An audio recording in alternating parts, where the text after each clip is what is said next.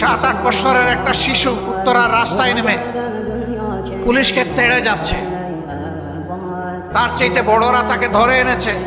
এই তুমি এটা কি করছো, তুমি এখানে এসেছো কেন?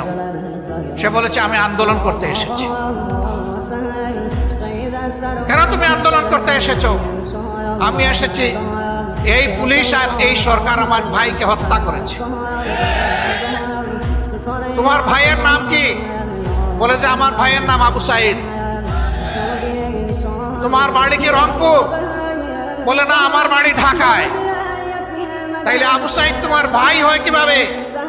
বলে যে জাতির জন্য লড়াই করেছে এবং জীবন দিয়েছে, তাই সে আমার ভাই, আমার প্রিয় ভাই।